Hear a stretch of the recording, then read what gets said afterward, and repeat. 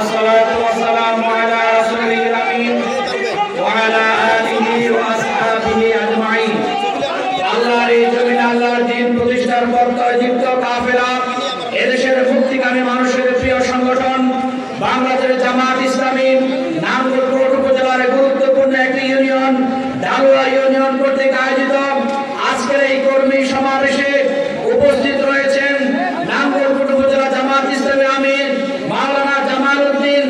আজকের প্রোগ্রামের সম্মানিত বিশেষ অতিথি সরকারের গুরুত্বপূর্ণ ব্যক্তিত্ব সিআইপি জনাবে মাওলানা গোলাম কবির ভূঁইয়া সহ বিভিন্ন পর্যায়ের নেতৃবৃন্দ, সম্মানিত ঢালুয়াবাসী, আসসালামু আলাইকুম ওয়া রাহমাতুল্লাহ।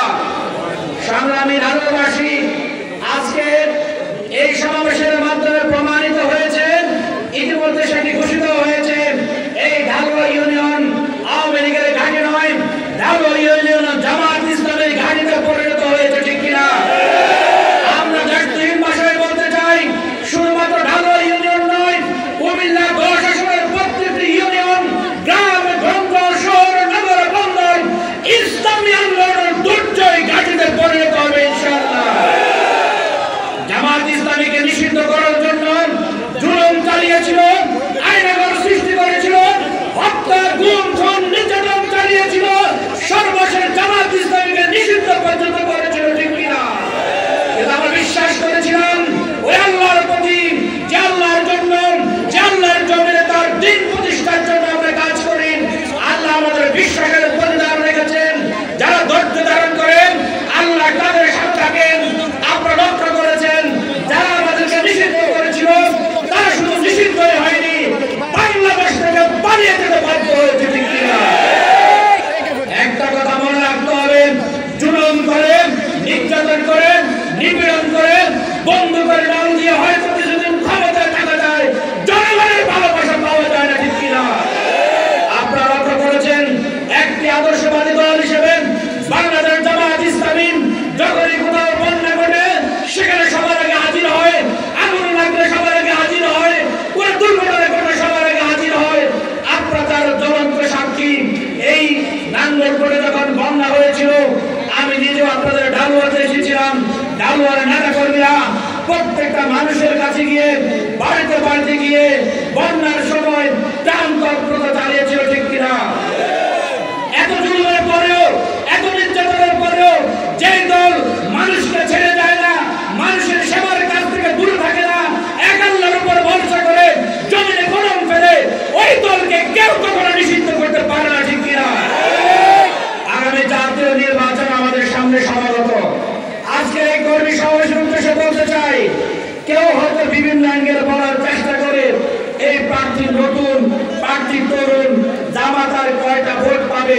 আমরা আল্লাহর উপর তাওয়াক্কুল করে বলতে চাই, এই কুমিল্লা 10 আসনে বিজয় অর্জন করার জন্য আমরা মাঠে নেমেছি।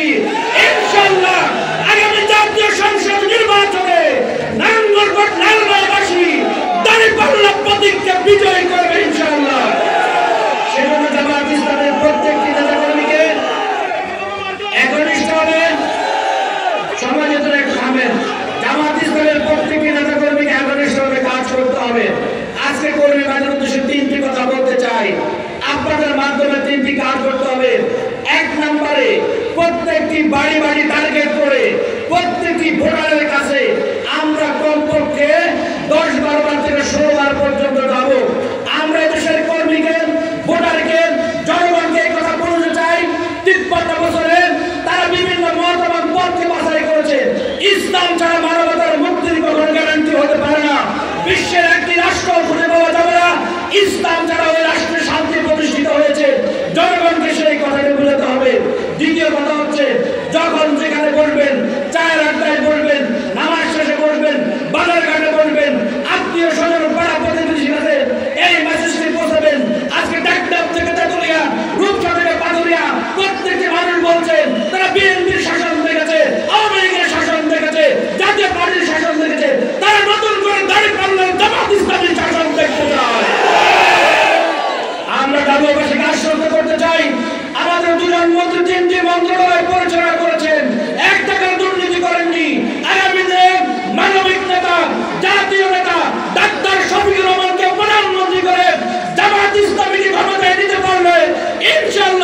দুর্নীতিমুক্ত, দুঃশাসনমুক্ত নতুন বাংলাদেশ আমরা জাতিকে উপহার দিব ইনশাআল্লাহ।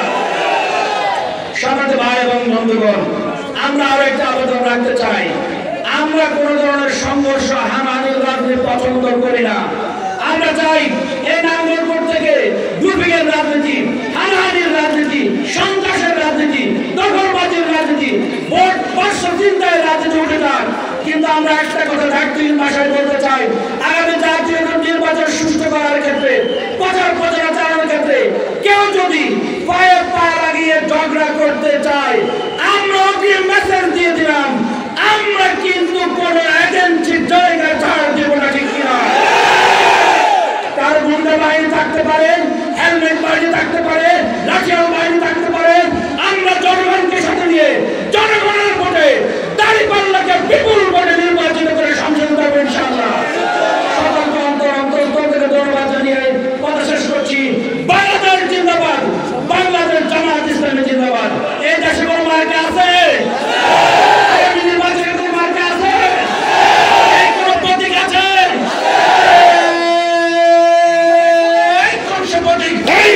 সবাই মিলে হবে আইসে ইউসে কেসে মাদারসে মাদারসে মাদারসে ঠিক আছে, সামনে হবে ইনশাআল্লাহ, মাশাআল্লাহ, মানকাম মডেল দাড়িপাল্লা করে বলো দেখিয়ে দিব হানুর কোটে হানুর মাইতে